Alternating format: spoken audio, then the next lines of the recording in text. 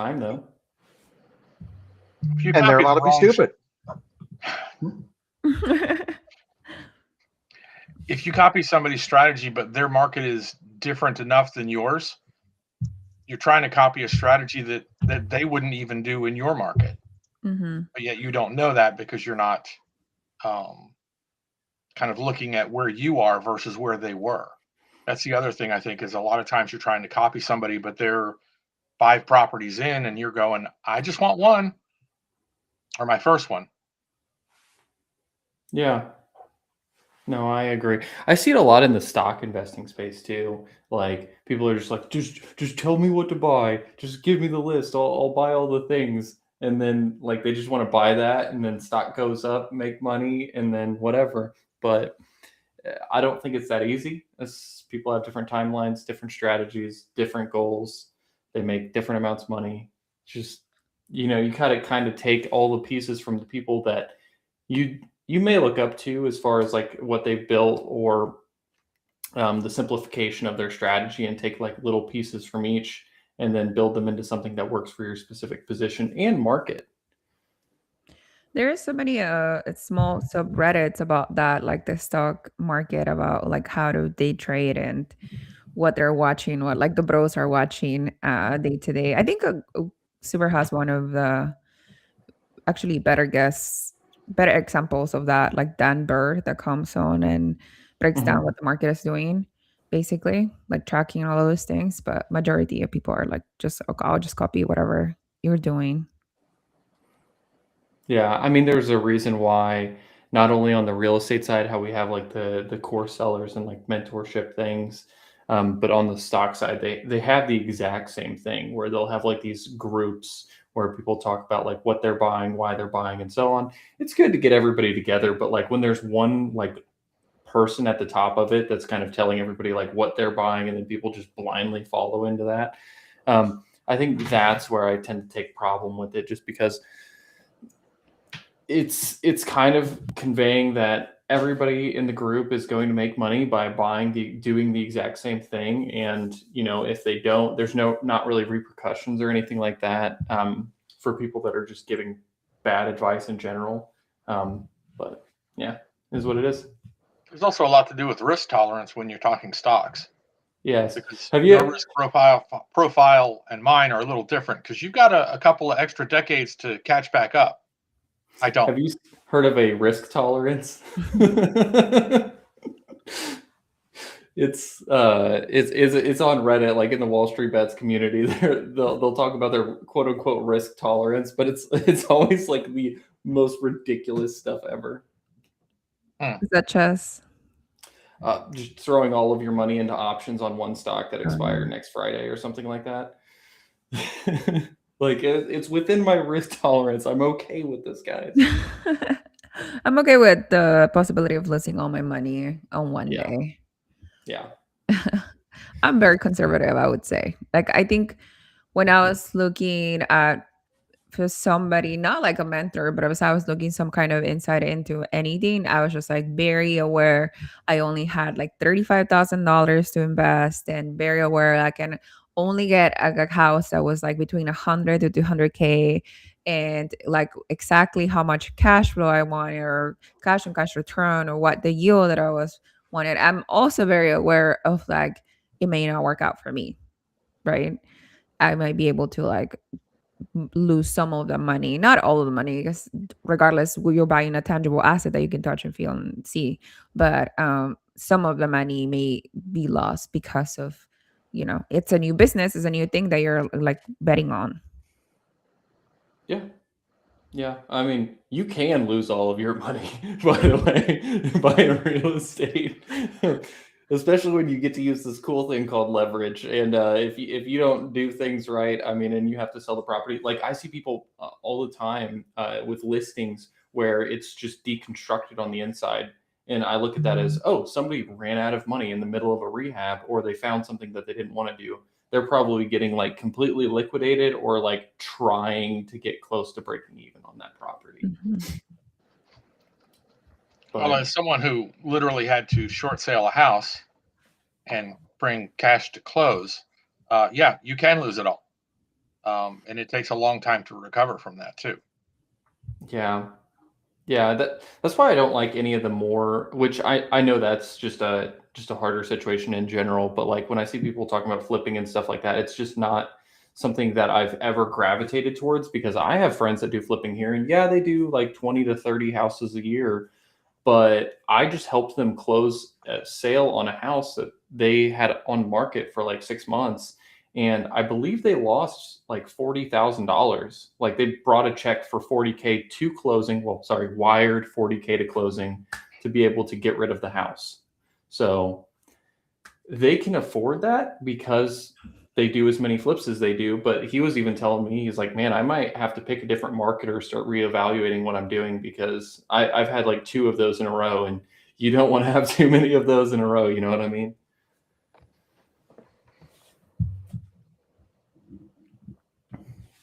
So who are you copying, Jack? I would say I'm copying more of like the Millennial Mike style, even though we invest in 2 different markets, just because the markets are decently similar. I'd say if you combine him with Lumberjack Landlord and Dion, is probably who I'm copying. Like I like you implementing Dion's his systems and stuff, and I like Matt's hands-on approach about handling contractors and stuff. But trying to do either of their strategies with what they do with housing isn't going to necessarily work here where I'm at, and that's where Millennial Mike's strategy kind of comes in because Gary is similar to Pittsburgh, and like it or not, investing in the Midwest, most of it you're going to have to buy more houses than Dion or Mm-hmm. maybe not Matt, or definitely not Matt, because like most people don't need to buy 100 some odd houses. I'm not sure how big his portfolio is. Over 100? I think Matt is at 160, 170, and I think Zuber has. He said a couple times, but I think it's even more than that. With Zuber and with Lumberjack, they've also got 10, 20, 30 unit buildings as well. Mm-hmm. That makes it substantially easier to pick up units pretty fast. Yeah. But both of these people have been investing in real estate for the last, like, I don't know, I think over 26 years or more. Some of that around that time. Yeah, and that's really a big part of, like, he could have properties that he bought 20 something years ago that the mortgages would be almost paid off if he wasn't refinancing it and rolling it into other things. Like you just build up equity and the ability to go do different things when you just pick up a bunch of assets and wait for a long period of time. Mm-hmm. Oh, Charles says 153. Is that Zuber or Matt? Probably Matt. I think Zuber is north of 200. Yeah. Well, another thing, Jack, too, as you continue to pick up properties, like you say that it's like Gary, but over time too, as you build up equities from these cheaper properties, you can start rolling that into more expensive properties in nicer areas. Then you can do a similar strategy to what Dion is doing in Washington. Yeah. And you just don't have to deal with as many people. Now, the cash on cash return will be lower for sure, but you can still make it work. It just depends on how you want to structure it and really like how much return you need to get on assets. Because I feel like the number that you need to get return wise goes down over time as you have more and more money. Because right now I aim for like, I want a like CAGR of like 15 to 20% per year on any money that I'm putting out. But if I had like $10 million in equity, I really don't care if it's like 8% or 7% or 9%. Doesn't really matter because it's still a lot of money. You know what I mean? Yeah, I think for me, and this is just my personal preference, I know like Cody is doing a really good job, and I really like what he's doing with upgrading his properties. But for like where I'm at, to upgrade in his better quality markets, that's local, they just don't cash flow. And unless I'm doing like all cash or something, I just don't really want to. Because here's my whole thought is I know I'm buying really, really old houses. I'm probably one of the people in the ORAC community is buying some of the oldest, I don't want to say, let's just say that they have character. Most historic. Constitution. 1875. There No. is one from 1776. there is one from 1870s. I think there's one from 1850s. Hmm. 1890 is the youngest one, but here's the thing. They have good bones, and if they're already been rewired and the plumbing's up to date, it's basically when you take a semi truck and you do a in-frame rebuild where you put a whole new motor and stuff. It's basically a whole new house with an old creaky arthritic, bone structure. So I mean, why get rid of something that isn't giving you problems? Like eventually, you cut the losers out of the flock, or the ones that give you the most, headache. But if it's making you money and it's not really that terrible, you can always, at some point pay them off, get 50% equity stake into it or a HELOC against it, and go buy an apartment building. Yeah, I think what Dylan is saying is like the more that you like grow as an investor, or just like when you were doing stocks, there was a point that when like it was not paying off to like continue to buy investments via stock, Mhm. and then you move into better asset class of investing, which is real estate, in our opinion, right? Like I'm sure somebody can come in the comments and be like, stocks is better than real estate, blah blah.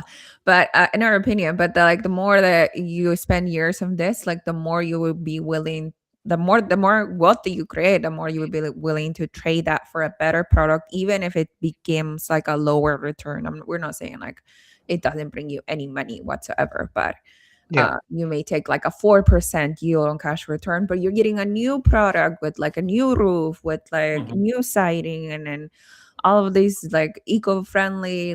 You're not gonna spend $100 on heating bills every single month. That tracks I a tell you lot what, with. Go ahead, Jack. I was gonna say, I think what I would consider is I would consider at some point switching more into stocks than I already am doing, or switching markets. Hmm. What were you I saying, was going to John? say that at one point Zuber was talking about his ideal portfolio of 5 years or newer, 20 houses with somewhere around 50% leverage. And, for him, that was that ideal. And that's what you're talking about, is getting out of, some of those other houses you have and getting into something that it might not cash flow as much, but it's just going to keep producing nice and steady the whole time. And less Yeah. headache, right? Like the amount of stress Mm-hmm. significantly less for like about the same money if they're paid off, I'm assuming. Well, and you can adjust your expected maintenance and capex too, because it's not going to be the same on a brand new property when you compare that to an older property. So you might actually save more money on the maintenance and capex that contributes to, the reason that you do technically have a lower yield, but you just get it back from the maintenance and capex that you don't have to spend like on an older property. So yeah, it just depends. I think it's a smarter thing to do over time, especially as you're going to want to deal with it less and less just as your portfolio grows. Whatever that point is, that's up to you to discern. But I think it is the easier route to go to save yourself headache in the future.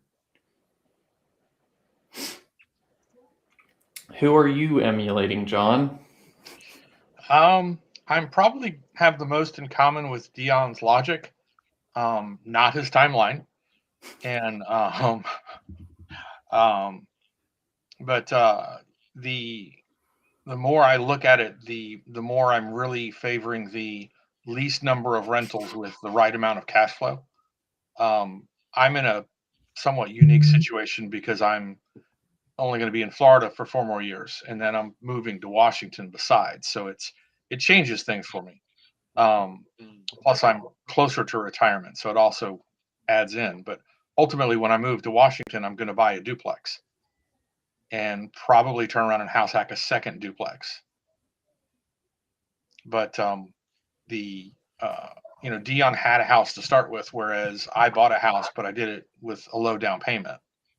And it's going to take me longer to buy the next property because of that, to get ahead of that that curve, even if I have the money for the down. Are you talking about from a DTI perspective? From a DTI perspective, Yeah.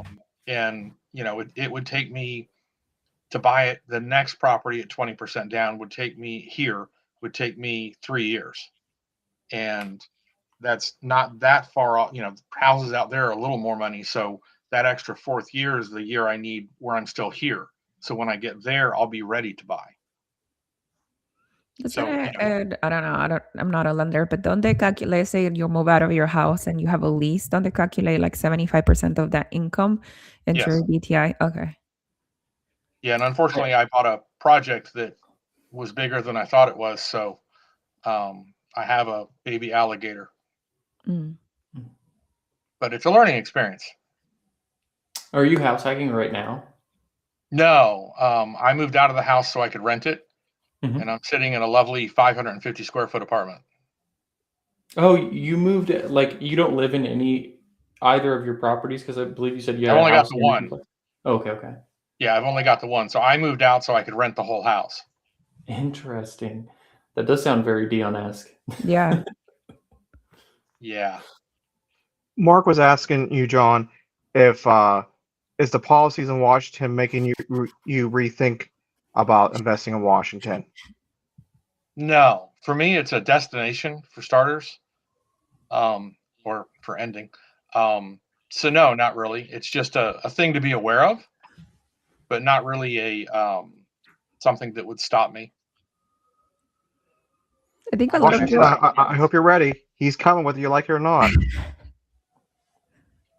a lot of people are moving towards Washington, right? Like a lot of people are considering the Washington Really? move. Mm-hmm. I don't My hear that daughter around moved here. back in July. Mm-hmm. Oh, okay. I think it depends on what part of the country you're in. Like, I think if you're on the West Coast, I hear more people about moving to Washington and stuff. But if you're on the East Coast, I hear about more people trying to move to the Carolinas. I have Did no I- interest in the Carolinas either. I don't either, to be honest. Well, yeah, no, the only thing I've contemplated is the north, like going up further north. Did you see the frozen lake? I don't know. Which was it, Lake Lake Michigan? Michigan. Frozen? I'm not surprised it's frozen. Well, like I said, 14 inches of snow. It's ridiculous. I hope I'm not going to work tomorrow. I hope it's remote. Better be, because I have 2-wheel drive. Charles was asking if things are selling here. Kinda. I need to do 3 open houses next weekend for all of my listings because I haven't really been getting a lot of showings. But I talked to agents that are selling houses in those same neighborhoods, and they're not getting a lot of showings either. So the only thing you can really do is lower price, post it on different channels, or do open houses, or wait till spring. And I'm not trying to tell people that they have to wait till spring to sell their house. So I'm trying to do open houses to get people in there. But it's really hit or miss on those because sometimes you could have like 1 or 2 people come or nobody come, or you might get inundated with people. So it just depends. But great point to go buy. If Yeah. someone's buying. There's Really 2 good time to houses. buy. Yeah, there's 2 houses near my other house that had been on the market for like 100 days and 130 days. And one of them just popped up with a sign today that says pre-inspected. Oh, so they did the inspection. See, I don't even trust that. Like, I like that I they wouldn't went and either. got an inspection as a realtor, but at the same time, I want to look at their inspection. I'm like, okay, so we're gonna still go get our 10-day inspection period and still go through everything. But I appreciate it. You did the inspection for yourself to fix the issues before I see the issues. Is kind of how I read it, which can be appreciated. But if you're covering stuff up, I'm gonna try to find it. There's I'm like, I don't know if there was a market update. The Texas and Florida and California are like the prices are slowing down, and then for the first time I seen Like maybe a mile away from my house, there's a house for like 700K, which is like absolutely low. And I'm so curious to like go walk it to see what, like, is the roof falling down? Like what's going on? Because we haven't seen 700 and like since 2019. That's crazy. Yeah. I feel like prices just exploded right after that too, because I remember you being able to buy like a duplex in my market for like 120K in before COVID. I said the C word, oops. So we might get taken down on that, but it was like possible. You could buy a house for like 150K, or you could get a duplex for like 120, 130K or something like that. I mean, there was houses that would sell for 80K. Just pre-COVID. That was like 6 years ago. So it's kind of crazy because we had this like rapid acceleration in prices. I mean, just for example, like this commodity is up 250% this year. That is insane. I bought this for $20 an ounce, and I just checked this morning because I was curious, because I've been following this because it is crazy. It is at $103 an ounce. Last month, it was at like $55 an ounce. Insane. So if you've got like a kilo of silver or something like that, you might want to look at trading it in, because you probably bought it for like $1 or $2 an ounce, and it's probably worth a lot right now. Yeah. Tangent aside. Flavia, when was the last time you sold a property? Because I thought you were buying to keep hold. I don't know. I think he's an agent too. Oh. I think. No. I think his wife is an agent. I'm wrong. So who are you? That's why he wants us to buy properties in Washington. He wants to sell us some properties. And he's like, this is gonna pay my mortgages for a while. He's like marketing right now. I will offer you 5 to 10 on closing costs right now. Yeah. If you'll buy this, you know what? I even got a duplex for you. It's not really a duplex, but there's a tent outside, and I got this single family house. There's a basement, which I like. I didn't even know there's basements in Washington, but apparently he has basements in some of his properties. So who would you say you're copying, Lynn? I have a strong idea of this, but yeah, definitely Millennial Mike. Since I started, well, Maskey Finance and Millennial Mike, which were two people that were living in higher cost of living areas like me. So I'm like looking at them like from the lens, aside that I'm a girl, like they're both men, they're both cops, they're both living in blue states. They're both like trying to make their income go higher, but they can't afford to buy a whole house in like Seattle or Florida, right? So what they did, they went to the Midwest, and then they were doing it successfully as of like the first years that I was following their journey, and about the same money on savings, like looking for about the same cash flow. And that's why I started weaving myself into their network. Now the last meetup that they had, I don't know, on Gary, one of my wholesalers who I purchased 3 properties from, because he has the best deals. He's in that group now of all the other investors. And I was like, I think I just lost my wholesaler that was like giving me all this like sweet ass deals. For some reason, he was my wholesaler that who I'm talking about. His name is Mackenzie. I'm pretty sure he wants the marketing, but he has he buys. He's an investor himself. He buys home mobile parks. He has a bunch of them, and he wholesales single family houses for fun. And so now I think he was looking for a lender because he was trying to cash out of some mobile park, and then I recommended my lender. And for some reason, my lender told them the latest wholesale deal that we did, that my ARB that came out to be, he messaged me immediately. He's like, I'm gonna be charging you another wholesale post ARB when you cash out of the refinance of the property, because the property I bought for him, the last one was 21,000 and appreciated for 163.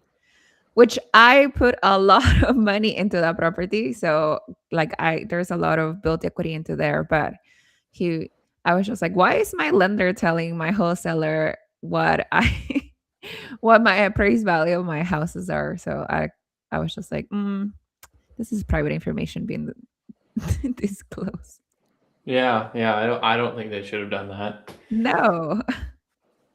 It's kind of like giving the seller the appraisal on a Mhm. property, like when you're the, I don't know, I guess the buyer's agent, just Yeah, like you didn't pay handing for it it. over You to don't them. need to. No. Like, just so you know, it did appraise for 10,000 more. So if you want to start an argument with them, you can. Right. No, that's crazy. I wouldn't do anything like that. Well, I guess it's me now. Mhm. Want me to go? Okay. I would say Cody, because he's the closest to me strategy wise. But in all honesty, I learned like about buying apartments from Cody, but most of my stuff's just come from copying my partner, Mhm. because I was in a business with him beforehand, and then we'll partner on a 12plex to specify. I was working in a business with him beforehand, and he owned a bunch of rentals, and he always talked about how it paid his whole lifestyle. So when I ran into the 12plex, and I had listened to some videos of Cody on Bigger Pockets and stuff like that, I was like, hey, I think we might actually be able to buy this. Got that property. As far as trying to simplify things, I think Dion's a really good resource to listen to, and also getting the rents raised. I believe we were able to raise our rents like 30% or more. It was something crazy. Like we went from like $8,000 a month to like $11,000 a month, just by being able to, follow his strategy and get all the rents raised where they should be. That did come with some turnovers too. People that didn't want to go up on the rent. But yeah, I think the thing that I would advise is just like taking the little pieces from all the people that you see online of the things that you like that can fit your strategy, fit your market, and then build your own plan around that. But yeah, no, it's good to be connected with everybody though and see what everybody does in different markets, because some people have completely different strategies. Like for example, Ray makes way more money than me with his rentals, but he does STRs. I Mhm. have no interest in doing STRs, and I don't even know if STRs would work really well in my market. So it is what it is. Yeah, I agree. Like, I think, for example, Cody, who you're talking about, at age 35, he would be a multimillionaire, right? Like, I mean, he's already a multimillionaire, but like he would be breaking a massive amount of income monthly, right? Not just in paper. But would I emulate Cody? I think that the majority of things that he's done will cost me an insanely amount of stress that I could not be able to like just live month to month with like the hounding amount of that is just like over my shoulders that I don't think I will be able to carry and sleep. I sleep very well right now. Yeah. No, I remember in the accountability group we were talking about debts, and like I believe his had an additional 0 than mine did. I was like, oh Jesus, dude. But good person to learn from. I mean, he's very calm and collected for like how much, Yes. I Which I'm wouldn't like, say wow. risky stuff, but like he just knows his stuff enough to not be stressed about it, which is impressive. Yeah, I don't. Props to him. But yeah, that's who I would say the go-tos are. From the start, though, I mean, I can't leave Brandon Turner out of this because he was Mr. Apartments when I was in high school. I was like, dude, this guy with the, he had the little short beard at the time with glasses and stuff, and he would be on the Bigger Pockets videos talking about, well, all you have to do is buy, a quadplex, and then you can get $200 a month per. You get 2 quadplexes, that's $1,600 a month. Of course, he's actually like breaking down all the stuff. Like it's not just like mortgage minus or rents minus mortgage, and there you go. And I was like, man, this is so cool. Part of me wonders though, if we didn't share all that information, how much more affordable some of these units would actually be. Yeah, no, I seen a rise of ads from him. I'm not sure if he's doing like a mastermind or Mhm. another course, but like I feel like another like just surge of ads from him as well. Yeah, he has like a community, the Better Life Tribe. I think he said that they donate all the proceeds from that to like the Tim Tebow Foundation for Children or something. I don't know. I don't know exactly what it is, but I want to say they do give all the money away from like the podcasting and that. So Cody is doing a good transition from old to new. He has 66 units on market. Oh, Oh there wow. you go. He has like for sale. Oh Sounds like it. wow. Does seem like he's been simplifying things. Good for him. Yeah. Yeah. No, I will say with the bigger buildings, people look at the top line revenue of those and they're like, man, these things must make a ton of money. I haven't been able to pull money out of my 12plex since I bought it, really. Like I've just put money into it. And it's because I've been paying off debt from all the deferred maintenance of the previous owner. They were just like put band-aids on things and like not fix stuff properly.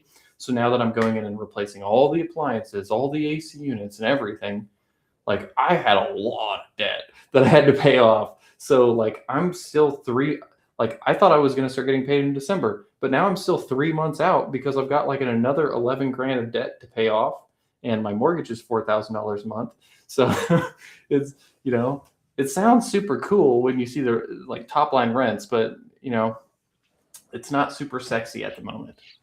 I think there's somebody in school too. His name's Steven Nguyen, who also Yes. like California, right? And then he posts his daily videos, I think, if I'm not mistaken. But he has a 20 unit in Oklahoma or something like that, and he said he's trying to exit from that too, like kind of following what Cody is doing. It would like if only acquiring more would bring him more stress, but less quality of life, more so than the cash flow he has. So it's like he's downsizing, which I think is a great strategy because he's a super hard saver. He has like two properties in the Bay Area, which are like, they're $1 million plus properties. So, and then going Yeah. to shift to ADU.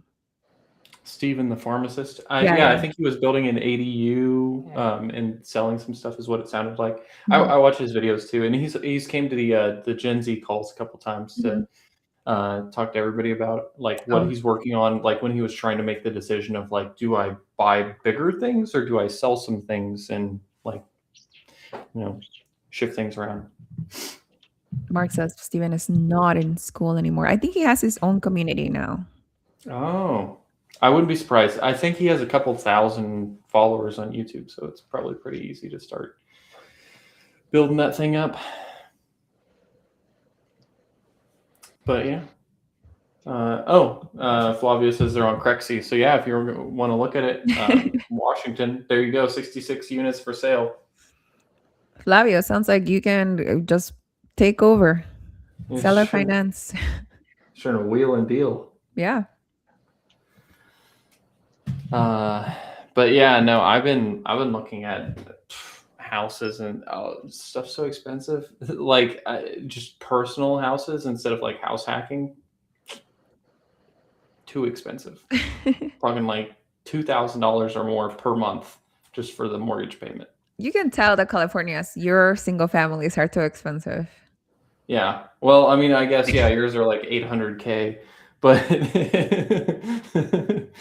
yeah, it's just a different market. It feels too expensive. I'm not used to spending money on mortgage payments. So like looking at doing that, I'm like, oh, I don't know. Oh, hey, my guy that's taking care of the snow is calling. I might have to stop for a second. Okay. How about you, We Jack? have that problem down here. Oh? I said we don't have that problem down here. The snow guy. Oh, the snow guy. Yeah, what is a snow guy? We have a pool guy or gardener guy. That's true. I probably should at some point today check in on the snow guy, but Do you have a snow guy or you are the snow guy? I have a snow guy. Oh, okay.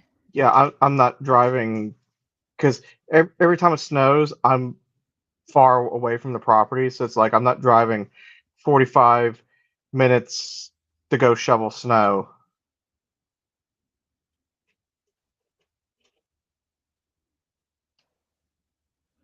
What does it say? Note to self: when leveling a single family home, check really, really well for any pipes that have been broken. Sewage line broke on one house and a water line broke on another houses 2 months later. Ooh. That stinks. Was that from doing the demo work or? Sounds like a foundation repair. Yeah.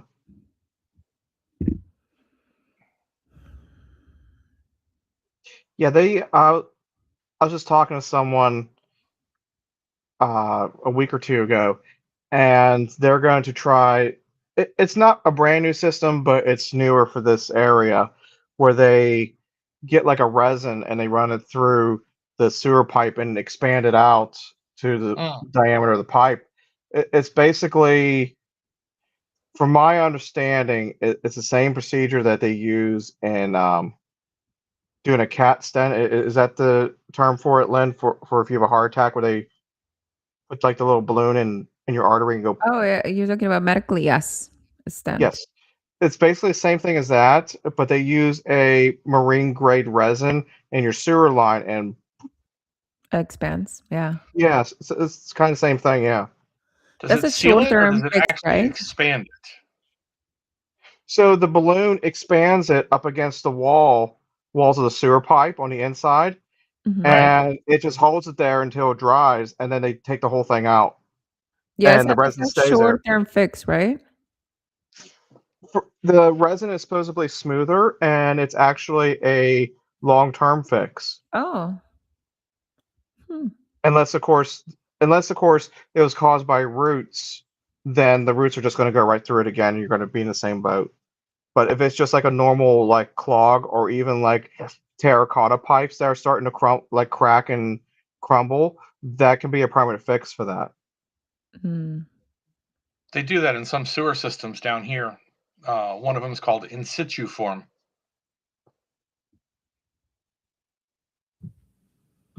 I never heard of that.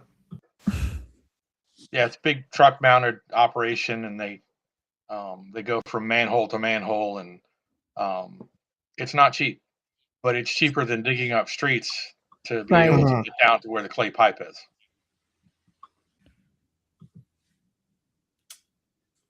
Okay, I got my guy going over there. I need to make sure that people can get out of their apartments, to like be able to go to work and stuff. The lander life. Pretty much. Do you calculate that as like a fixed cost, or is that something you just absorb in the winter and know that you will? Yeah, just I absorb in the winter and know I will. I do it a throw little in bit like $500 differently. a month. Sorry, go ahead, Jack.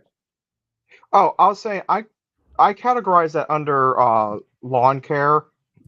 I know it sounds weird, but what I do is then I budget more during the summer and lawn care, 'cause, they come by every 2 weeks to cut the grass and other stuff. I just budget slightly more during the summer months, and it makes up for in the winter when they have to do plowing. And I just consider a whole year of lawn care. Yeah, I actually have like a separate snow removal budget. I know my guy, every time I have him go over there to plow the snow in the parking lot, it's like $60. I'm having him actually snow blow the sidewalks today, so that's probably going to be 100 and something in total. But I budget like $500 a year for snow removal. It sucks, but it is what it is. I can't have people falling out there. I don't know why, but for when you said snowblow, I forgot snowblowers existed. So I was picturing, because I literally was watching someone earlier today with like a little leaf blower trying to blow 12 inches of snow on their driveway. And I was thinking to myself, like, oh man, that's gonna take forever. You don't know, maybe it's a massive blower. That's crazy. No, Lynn, you probably haven't even seen a snowblower, have you? No. Oh, I did. No, maybe I have, because I did a couple contracts in Montana and I was there during the winter, but I was being driven around. So picked up and got off. You didn't experience the joy of shoveling snow? No, Oh, you had people for that.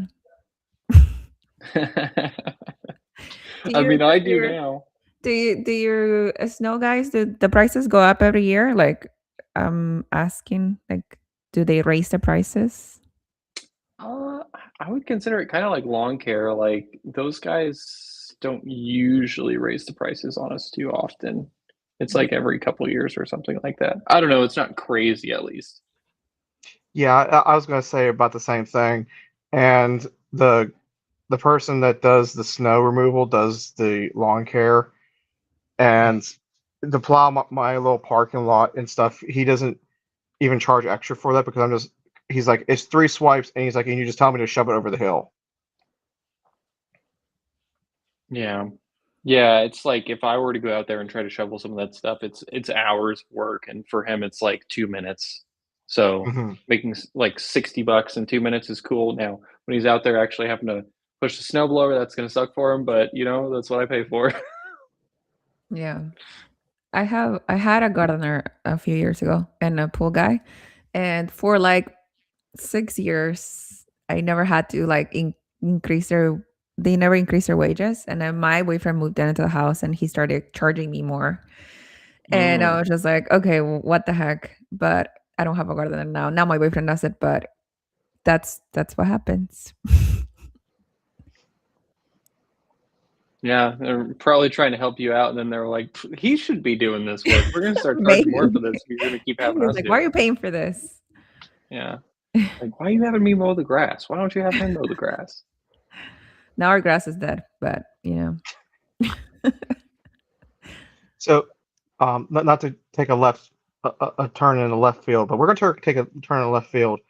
When I was growing up, my parents owned about an acre of land, but it's a goofy acre. It's triangular. It has sharp hills. It was they has a lot of obstacles that you have to avoid. So it takes about 45 minutes to cut the grass with a tractor, and it takes about an hour to weed whack everything. I made sure to burn that grass as fast and hard as I could one year, and it was like let's see, we started cutting grass in like May, June-ish, and I had it burnt by well before the 4th of July, like maybe like the second week of June, last week of June, and I was never asked to cut the grass again. You mean like blowtorch it? blowtorch. scalp. You said burn it? I thought you meant like I just scalped it. put it I just down kept to the scalping it point all the that way down to the dirt. yeah, put it down. Oh my Like, gosh. so Put it at they like had to 0.5 inches. regrass in order for it to sprout again, I assume. And I every week I just go out and just shave it again. You gotta make sure that dirt stays nice and clean. Oh my goodness. Yeah, yeah. What did you set that thing do? 0.5? just, just going over the top. We're not taking like not hills, but little dirt mounds or anything. Just chop it all off. So was that an intended? Blowtorching. What? Where? Who would start blowtorching? I don't I know. thought he was saying like he doesn't like weed whacking, so he would go around the perimeter of the property with like one of those torches to like burn that so it doesn't grow there. Do people do that? There are people that I do don't that. know. Yeah, the Yeah, problem well, is if you burn the grass, you're going to add nitrogen to the dirt, which is then going to let the grass grow that much more. I feel like I've So- seen it though, like where they'll like burn around certain parts to try to keep it from growing anymore. But I don't know. Maybe I'm wrong. Around brush piles or in brush piles, I've seen people burn those and then they put like a mulch bed or something on top of it usually. I don't know. So what are you guys' plans for this year? What is everybody buying? Problems. not buying. I'm just kidding.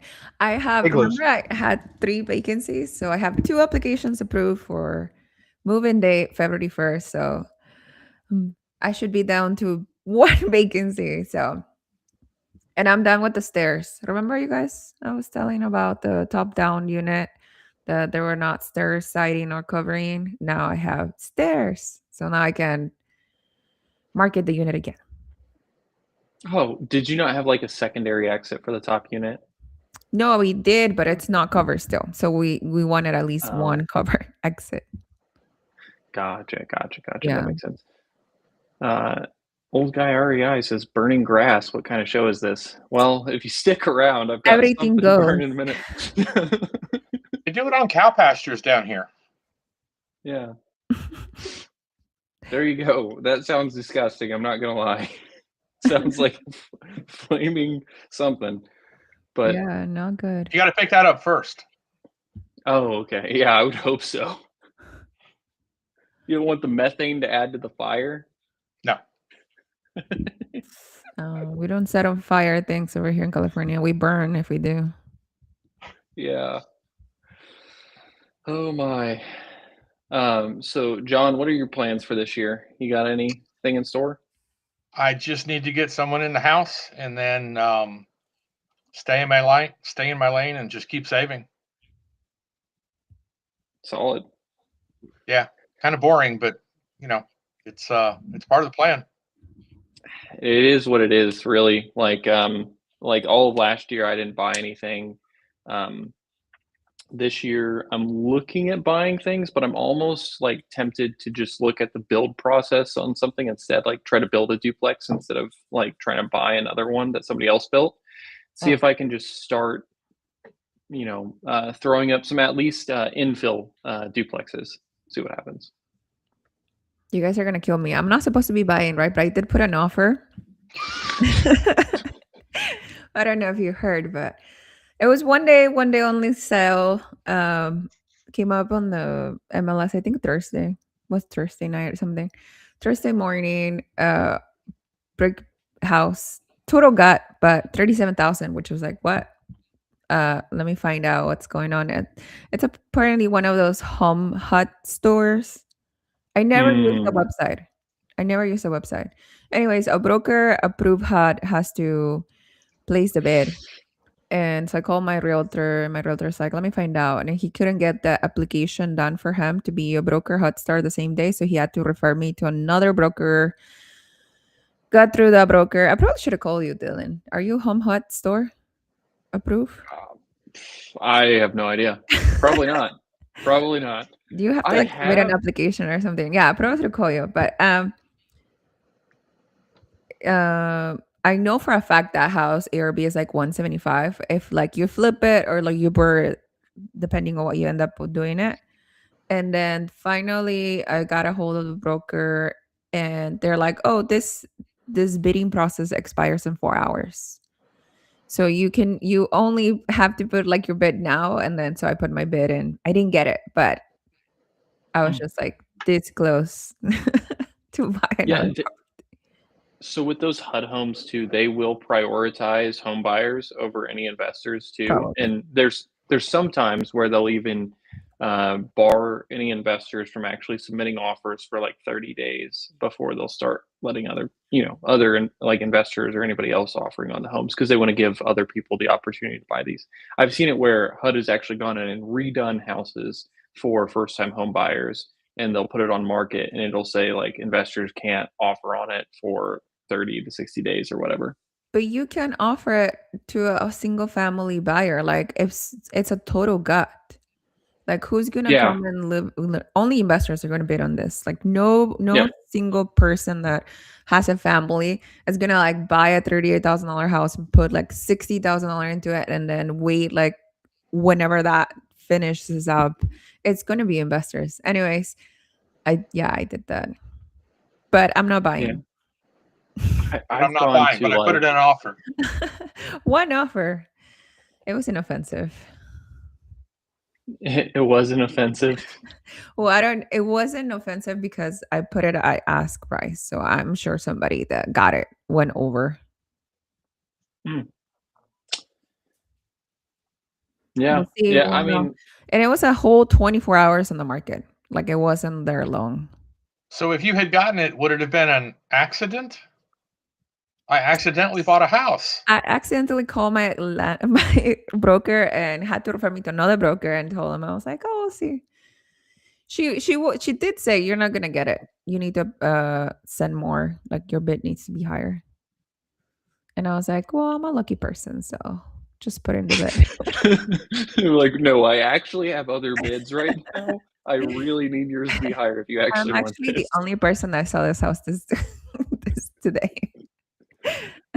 Sounds like my fiance at like TJ Maxx or something like that. She's like, it would have been stupid not to buy it. It was such a deal. I'm like, oh my God. Yeah. No, is what it is. I mean, if you would have gotten it, I what, would have figured it like, out. It was too of a good deal. yeah. I would have figured it out. Even if I like sat on it for like 6 months and didn't do anything to it. So was it like a 6-figure rehab or what were you looking at? I think I could comfortably probably rehab it for like 60 or 70,000 Okay. at 38, 110, 175 ARV. I think it's good. Yeah. No, that's solid. That's a lot of equity added. Yeah. So that's why I was like, oh. Would you have rented that? No, I'm not sure. So, because my boyfriend was like, even my boyfriend was like, let's go half seas on it so we can have a place. Because we were like playing with the idea of having a place in Indiana so we can go travel there and like do more bursts or more flips in Indiana now that I know like the market significantly more. So we want to have somewhere that we can, because we will travel with like, I have 2 dogs. I mean, I have 2 cats, 1 dog, and we want to get a van so we can travel with the animals and stay somewhere else. So I'm not 100% sure I would have rented it out. Interesting. Yeah. You just have a base of operations in Indy. Yeah. Maybe. Do you not think it would be easier to get like a duplex or something like that and then rent one side out and then have the other one left vacant just so you don't have the cost? Yeah, it could be, but Mhm. then a duplex would be more money, right? So like Yeah, that's I'm fair. coming in $38,000 for one house. I can like not do like full gray burr and rent like fix like one room at a time over the course of like how much time. Mhm. As long as I have heater and a bed, and utilities, I can sleep, right? So Yeah. No, it sounds solid. I mean, all in 90 for a house is, what did you say, like 30 plus 60? Yeah. Yeah, like 90 to 100 for a house. Pretty solid. mhm. I saw Flavio said there are more deals if you keep looking in my market. Houses are selling 50K below asking price. I'm not looking. That's the thing. This kind of fell into my inbox. I wasn't looking, but I did happen to be on Zillow a little bit. Oh my. Yeah, I don't know. I think that's if I don't see any duplexes pop up on market that look interesting, I'm probably just gonna try to start going down the builder route instead of messing with all of these older or conversions that I see. I don't know. I just think that might be more worth the effort put into it. Anybody doing At that least in for your me market? at the moment. No, not really. They have like there's 2 builders in my market called New and Paradigm, but they sell their duplexes. They just build multifamily, but they build in Indianapolis, and their cost is like 425 for a duplex, which they think will rent for 1800. I feel like it's closer to like 16 or 1700. So then you're talking about like 32 to $3,400 on a 425 purchase price. Just doesn't make as much sense. Whereas like I've talked to friends that can like they're GCs and they can build stuff, and they're like, yeah, we could do the same thing for a lot cheaper. And I'm like, I'm sure we could, because they've got to have a builder markup and a GC markup, and they're doing it in a, I would say, a more expensive area. So like the objective would be build something for like 300 and then have like rents of like 1500 per side or something like that. Then You just can probably charge a stack them in a premium. line. Yeah, they can probably charge a premium because it's probably not that common to find a builder who's building multiple single multifamily one-offs. Yeah, and I would want to have like a community that I kind of control everything in, like in quality wise. So like if I had like 10 duplexes on a street or like 5 duplexes on each side of the street, and I had the lawn care people that took care of everything, and I would made sure the roads were maintained and it looked like a really nice condo community would be my idea. But then, people just rent the units. So instead of selling them off to other people. I don't know. End game. Yeah. I Just have have something like that. for this year as like the plan is one flip or one ADU. It can be both. So one or the other. And then I seen another Frankenstein house in my neighborhood. So I'm like, maybe I'll Frankenstein my house too. So we'll see. Flavio was asking if I email or cold call off market deals. I've cold called. I have also emailed a few people. I think that's the strategy I'm probably going to use a little bit more. I'm trying to just get in touch with people with email because I think it feels to them at least less invasive. And like if they don't respond, it is what it is. But you can just like mass email a bunch of people about off market properties. So you are going to put the second ADU on your house? I haven't decided yet. But we're not like at the stage to do like I'm thinking maybe June-ish. But yeah, it's either one or the other. I don't know, the ADU seems simpler. I know, like I already done one. I already know the process. I have an architect. Yeah, and it's really easy to manage from your house. The rents are going to be higher. Yeah, who knows? I do have to like if I do that, I like now I'm planning like the wheels are turning. I have to take out a tree because it's too close to the perimeter. I have like 7 trees in my house, but like one tree that's like right in the middle. I would say if that's one thing people should look out for when they're looking at properties, because I didn't do that when I was looking at them.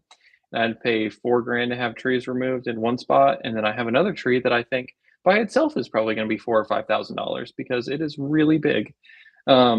So yeah, watch trees because it's probably going to cost me like $10,000 in like a few years. Just deal with some trees. Oh jeez. Oh, Flavio's saying he sends letters every 6 months to specific homeowners. Okay. Keep that pipeline going, Flavio. No wonder you always got like 3 deals you're working on at once. Yeah. Flavio is a sleeper. He never says anything like he's doing really big stuff all the time, and I'm like, what you doing? And he's like, oh, rewiring a whole house. I've got like 2 other houses I'm working on, and I'm like, dude, you always have 2 to 3 houses you're working on. What are you Yeah, talking Flavio, about? how many rentals do you have? He's so humble with it. He's like north of 200. Yeah. I got a feeling I don't he'll know. know what everyone else has, but he's like, oh no, I forget. There's too many. Yeah. Too many. Yeah, it's like 20 to 30 or something like that. We should get him on a live. We do need to get him on a live. 9. 9. Okay. One more, Flavio. You make double digits. Yeah. Pushing us to buy all the time. Yeah.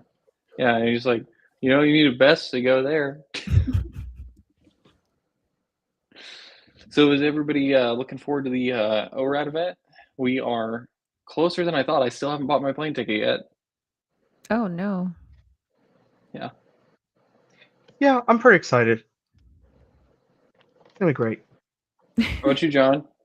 Yeah, definitely looking forward to it. Anything in particular that you guys are looking forward to? I think Like any speakers? more hanging or- out than the speakers because I think a majority of the speakers we like do listen to on a routine basis on school. Mhm. Just hanging out. I think networking. Yeah, that's the part I that's enjoy. about the same here. Wednesday, Thursday, Friday, and Monday are like my favorite days. Yeah, I'm gonna have to figure out when I can actually be there. I gotta talk to people at work, but I think I think I'm gonna because originally I booked it for Wednesday, Thursday, Friday for and Saturday for the hotel, but I might end up being there Thursday, Friday, because yeah, I don't know. It just depends on how schedules work out, but I might only be there for like 2 or 3 days and then leave like Saturday night or something like that, and then do a red eye because Yeah. I don't think we have Monday off.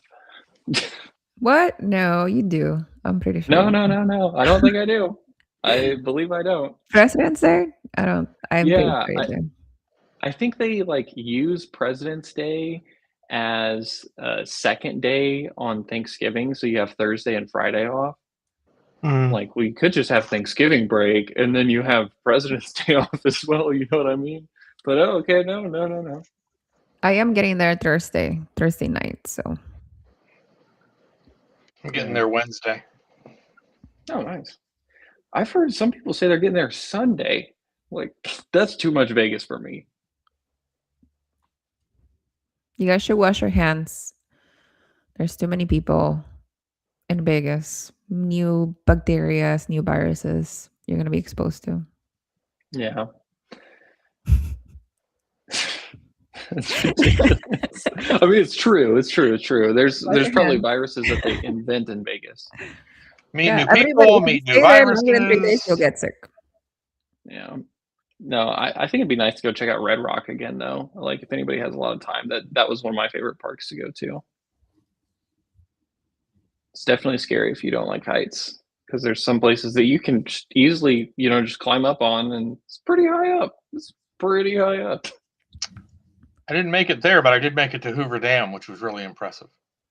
That was really nice as well. I had went in January, before the ORAD event, so I went in like January, then again in February. And the first time I went to like Red Rock and the Hoover Dam and stuff like that. And then we were just all really busy. It seemed like when we were in Vegas, so like I didn't really. I think everybody went after the event, right, to go to Hoover Dam. I think so. Yeah, I think so. Yeah. Yeah. Yeah, because I remember Yeah, so- carrying my carry-on. Just in the car. John, are you a gambler? Are you gonna hit the machines? Nope. Nobody gambles, guys. Yeah. Yeah, no. I want to see people drop hundreds on the table. Talk to Jared. That's what Oh, Jared? Talk to Jared. Okay. I need to follow Jared around. Like I don't want to be part of the gambling because I don't want to lose the money, but I want to watch other people gamble. Yeah. And whether you lose or win, I am indifferent. I just want to watch it Yeah. because it Same. stresses me out. You just gotta like live through somebody else playing blackjack with thousands of dollars. Like I would never do that, but I am going to watch this because this looks very interesting. I'll be like asking, what happened? What just happened? Like, she just lost. Like knowing damn well you knew Thank you, exactly what thank you. just happened. Did he lose? Did he lose? No, just kidding. Well, they just take $300 worth of chips, Oh. so I think he lost that hand. Oh no, I've been there for like a bachelor party. I was at a casino. There was one guy that just goes like really hard all the time, and yeah, I watched him like on more than one occasion while sitting so it was like multiple times throughout the night, losing like $200-300 just on a hand of blackjack because like if you get 2 sixes, then you split the sixes, and like let's say you get another 6 on one of those sixes, then you got to split them again. It's like now you're in a really bad situation. I don't even know if I would ever split sixes because that sounds like a dumb idea because it's one of the worst cards to get. I'm gonna guess nobody else plays blackjack. No. That's not. Yeah. All right. I'm gonna Well, have it's to watch very the movie descendant. 21 again. Yeah, or well, I guess I was trying to think of that cardistry movie, but that's like about cardistry. It's not about like gambling. Do you know what I'm talking about? It's like 3 magicians robbing a bank, quote unquote. Now You See Me? Is it? Now No. You See Me. Yeah. It's not really about gambling though. No. That one is magic. Well, like tricking, bribing. Mm-hmm. I used to live in Vegas, but all the time, Flavio. Oh, Flavio, was somebody it the follow casino? Flavio around. Flavio, was it casino or was it other places that you were going to? Other places? What do you mean? Hey, I'm just gonna leave it at that. I'm too innocent to follow that comment. Oh my gosh, no, that's crazy.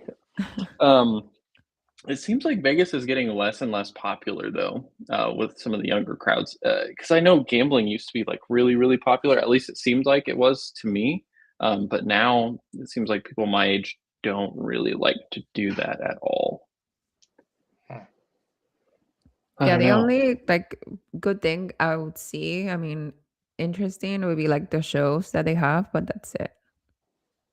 Yeah, I like going to the speakeasies, like, inside the different casinos. Those Mhm. are pretty cool to find. And then it's like you go behind this door and there's like a whole bar in there. What the heck? Yeah. Huh. Oh, casino man. Oh man, Flavio, I think this is like a moth to a light. We can't take you into the I casino, dude. know. Somebody, we're gonna have to do shifts with Flavio. Oh gosh. It's like the bug zappers, just can't touch that. But what else we got? Nada. What are you gonna do this year, Dylan? Are you gonna the bean and bulb and a duplex built maybe? Yeah, that's kind of what I'm thinking. I would really prefer to like buy some stuff. I want some like really duplexes that were built 60s or newer. I'd say 70s would be ideal. So like 1970 plus. If I could get like side by side duplexes, like 100 and something a door ish, provided that they can rent for decent amounts.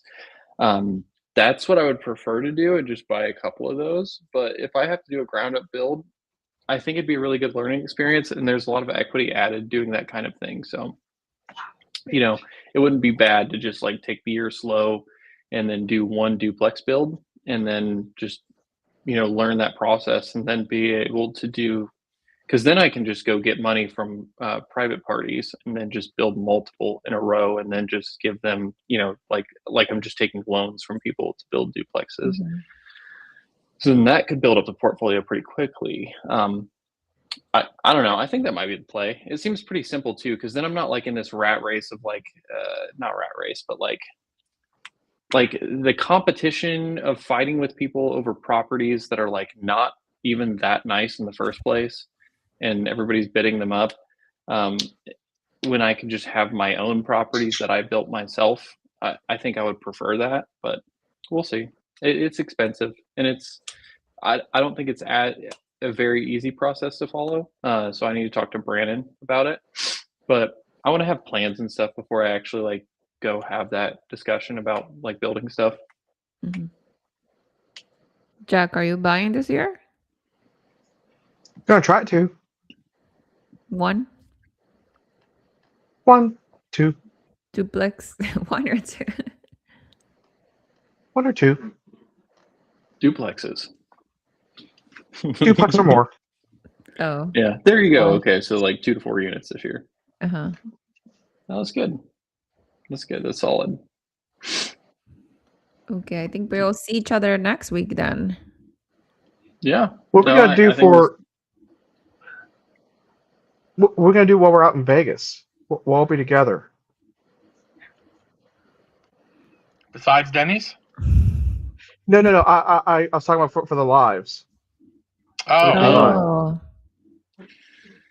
yeah, we're probably just. I don't know if we're gonna do it.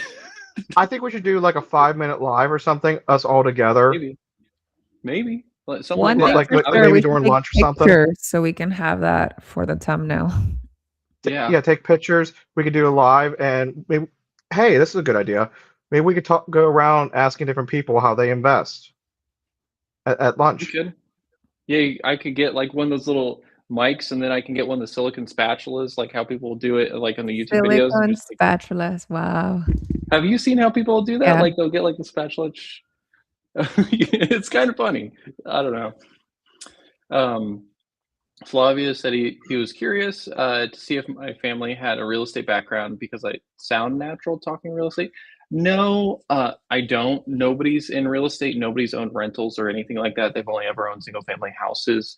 The reason I probably sound real decently good at it is because I've been in the space for like not actively buying, but just understanding real estate, learning real estate for like since like 2016. So like 10 years now. So it's just something that I've kind of surrounded myself with to learn for a really long time up until now where I'm actually doing it. I just had to, one, go to college, start saving money, and then, now I can actually do it.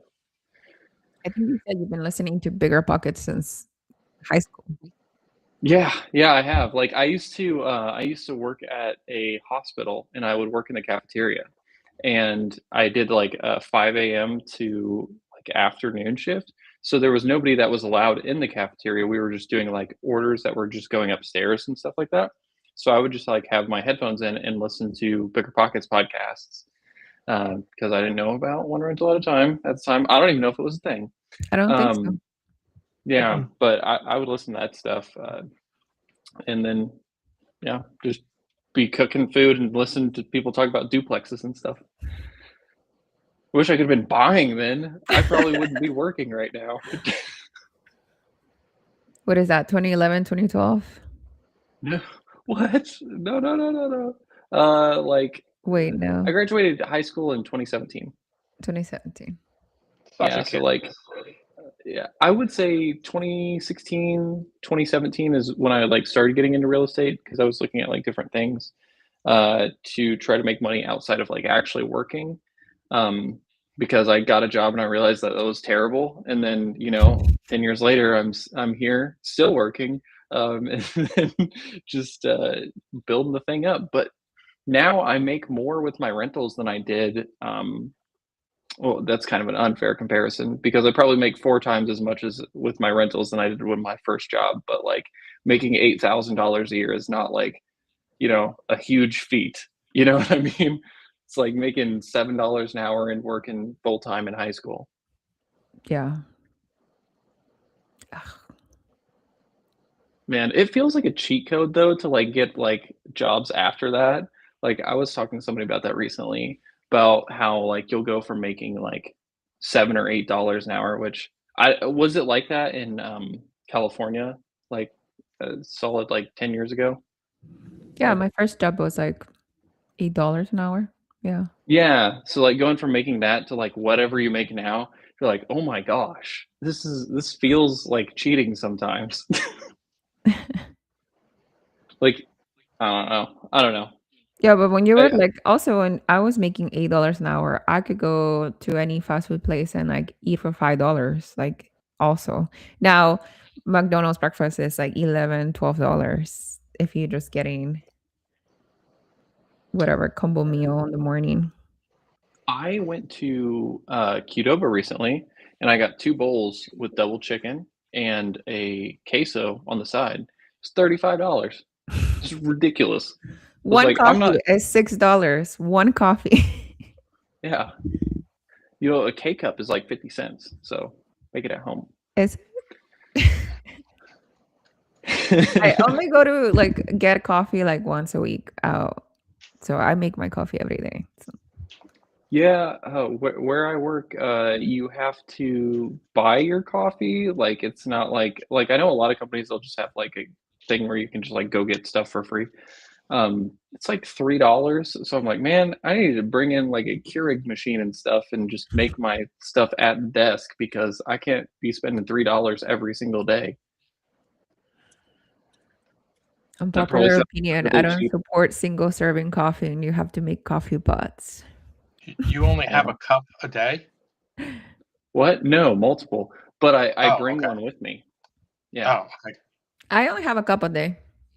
I only have a pot a day. Yeah. Well, when I get home at 3 p.m., I also make another coffee. I think it's funny. I was watching a video today. They're talking about you shouldn't take in any more coffee or caffeine a third of your way through your day. And my first thought was, that's a joke. I gotta say, at the Aura event, I did have 3 cups of coffee because that was a long day. It's just Yeah. a normal day for me. Yeah, Jack's just used to 12s, I guess. Yeah, I guess so. I'm just used to 12s. And what's funny is people were saying, "Oh, it's such a long day, such a long day." I was like, "Why?" And then I think I realized later, one, I'm used to 12-hour days, and two, I'm used to listening to ORAT for 12 hours a day. Mm, You know, I like everybody, but I don't think I could listen to them 12 hours a day. yeah. I'll tell you that. No. There are Like, I certain like people I'm starting to skip over now. Is it me, We're not Jack? gonna say Is it who. me? No, I never miss an episode of yours or Mark's. I don't know. We'll check the analytics. Yeah, we're gonna have to see who Jack's Who been you're skipping. skipping over. No, I tend Yeah. to skip over some of the mortgage lenders. Oh, yeah. Mm, I don't know how to word this right. mm. I don't usually like listening to the lenders because they'll always say like, "Oh, rates are going down, rates are going down." It is part of their job to do that so they can make more money. But at the same time, when I hear that rates at like 5.75 for investors at 35% down, and then I schedule a call with you guys and it's not that, Mhm. I don't really want to like keep listening to what you guys have to Right. say because you've been saying the same thing for like a year. And I know rates haven't shifted a ton, but I don't know. I just get tired of hearing about it. And I don't want you to say rates are dropping again if I have a call with you and it's the exact same situation where they're like at a 6.5 or 6.75 when I've already said that like, hey, I'm not refinancing until I land around a 6. Mhm. Yeah, I think I agree with you. I think like the majority of the numbers they throw, like the 5.9, 5.75, is for like if you're leaving like 40, 50% equity in the deal, but they're making it seem like we could refi right now. Like I would refi a 5.75, like again, Yeah. right? Like, but no. Yeah. Like, oh, no points. Yeah. Mhm. Like, Or that's the other thing. They'll quote you the rate with points baked into it. So I don't know. I agree with you, Jack. Yeah, I skip over I core s- sellers too. I skip over the mortgage people, and I skip over so Dana with Hemlane. If she's on Zuber's channel, I kind of skip over it. Just I don't have a use for Hemlane at this point in time. But if she's on Dion's channel, I'll listen to it. mm. Is it more of an advertisement versus like data? Is that what you're referring to, or like I why think would that be? Dion asks her more of like operational Mm, problems more so Yeah, than yeah, that's the whole thing. Like Dion asks more operational questions, where Zuber asks more of like fun market trends. facts, and like the fun facts are cool, but like I'm not going to remember them 10 years from now because they're not that prevalent in a lot of things. And they had a series of episodes where everyone seemed like they're talking about AI, and I was like, and I'm thinking to myself, listen, if I have a self-driving car, even if I had a self-driving car that didn't have to sit there in the front wheel, I am not working on work while going to work. I don't love my W-2 job that much that I'm going to work on work while going to work.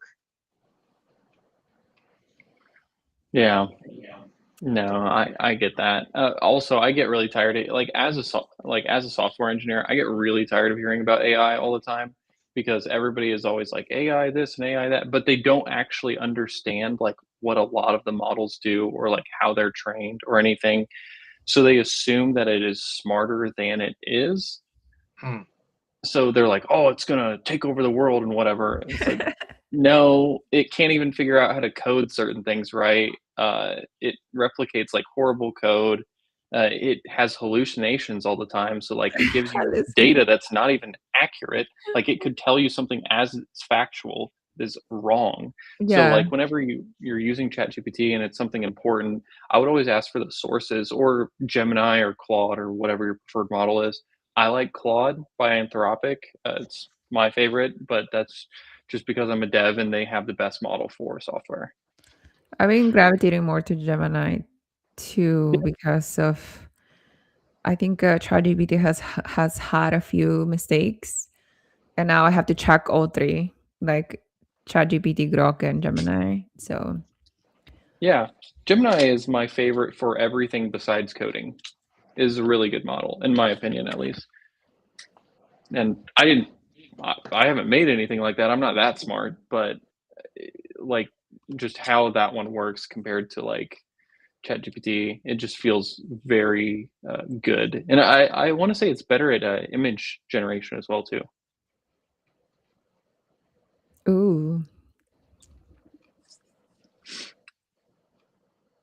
Ah, yes. And then Flavio, did they say, "Oh, this is the par rate. The rate that I quoted you originally was with like 5 points."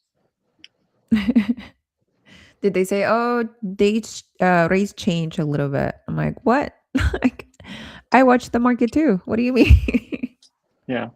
Rates are changing every day, so it went up 0.8%. It is what it is. It's like, I think it is what it is, dog. That's a big difference. I wish it was more transparent. Like, like when you go buy a car at a dealership and every dealership gives you like a different type of discount. Whatever, at the end of the day, is like they're trying to get the more. But then, Amazon now has cards, right? Like you can technically add to cart, or Carvana has cards. You can technically add to cart, and then you don't have to negotiate any of those rates, Mhm, or Tesla, right? Like add to cart, checkout kind of thing. mhm. I wish there was an app for like brokers like that. Yeah, I think the issue with loans is I feel like there's too much opportunity for fraud, at least right now. For like, I could see getting like a property that you already have, like getting approved on a free refinance or something like that for, or like getting automatically an appraiser ordered out there and everything, and not needing a lender. So you could cut the cost of doing a refinance down.